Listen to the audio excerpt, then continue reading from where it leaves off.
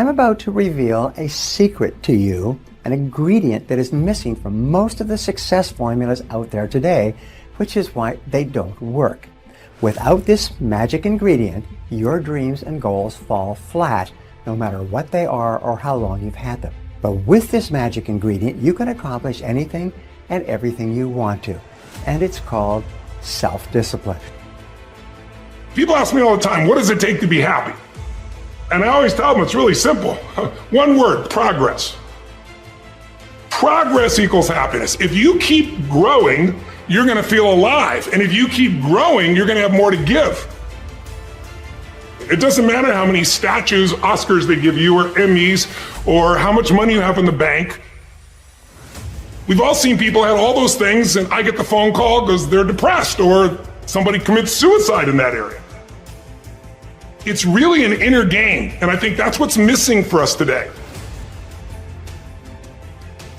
Everybody's focusing on the outside world, and hell, there's a lot of things in the outside world you'll never be able to control. You can influence, but you can't control it.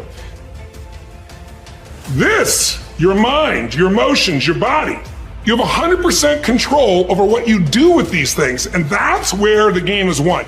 What is controlling your thoughts? What is enslaving you? Is it the television set? Feeding your mind images of what life should be? Is it the internet drawing you in and controlling your time?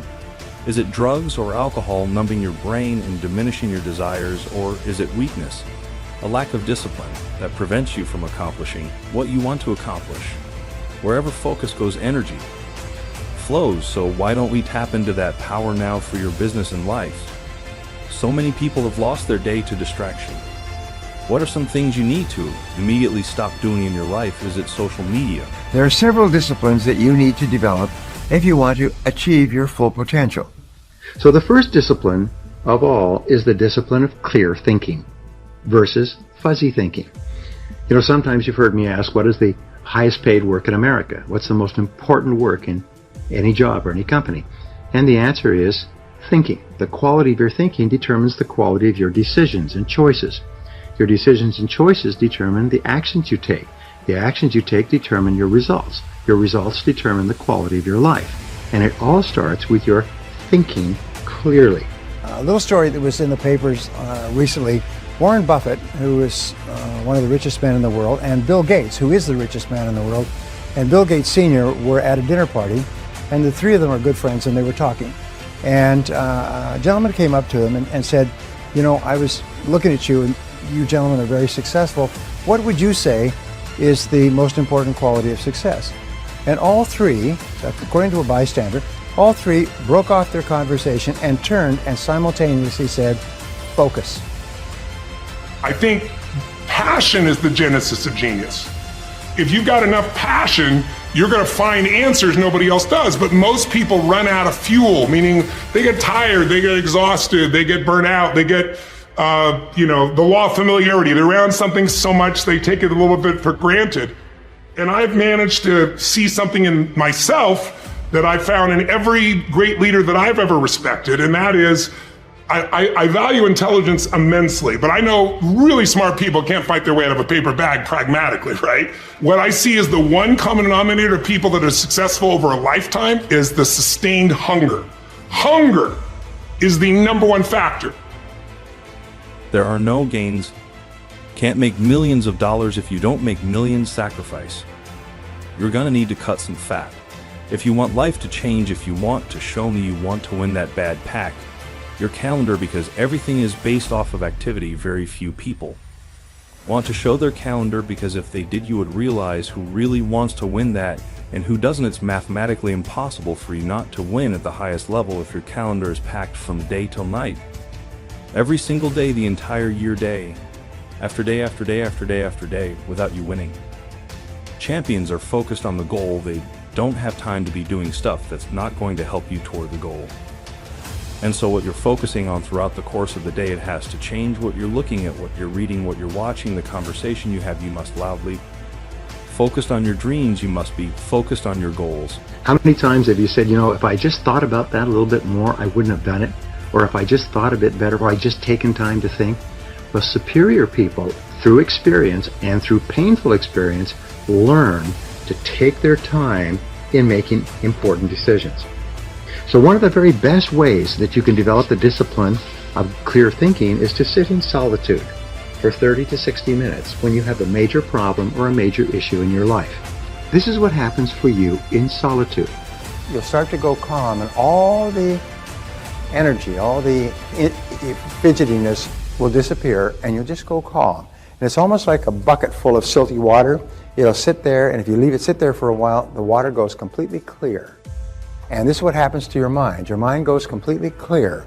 And after the 30-minute point, what will happen is ideas will start to flow like a river. I would be more likely to be successful than if I did not start anything. Like when you squat, the first time you squat, you're orienting yourself to your environment. You're barely actually squatting. You're just looking like you have a bar on your back. But you learn so much between that first rep and your 10,000th rep. You have to be, in my own language, willing to stare nakedly at your inadequacies. Yeah. And if you can stare nakedly at your inadequacies, then you can actually get better. I think most people have a dramatic underestimation of how much volume it takes to be successful, right? They're like, okay, I should go on 5 dates and then find the girl I'm going to marry. Like, what if it was 500? Do not cast power to your excuses. Own your circumstances, because no one else will. I think the difference between rich people and poor people, successful people, not successful people, is the degree to which they give power to their circumstance. When you were great, you don't focus on me when you were great. You don't focus on a month when you were great. If you don't focus on here, you concentrate on the 24 hours that's in front of you and you live. And the problem with some of you all is you won't.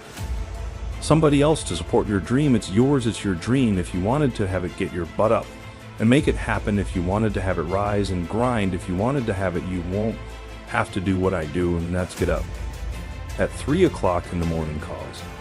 It's my time. This is my moment tomorrow. Tomorrow ain't no such thing as tomorrow. We only got today. I ain't putting my dream on nobody else, and I don't care what nobody think about my dog or dream. It's your dream. Nobody's gonna see it like you do it. Nobody's gonna be as dedicated to it as you are. It's your dream.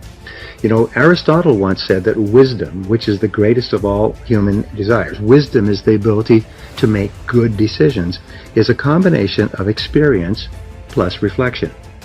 Experience plus reflection. In other words, you have an experience and then you reflect on the experience and you think about, what does that experience mean to me? How can I use that? What can I learn from it?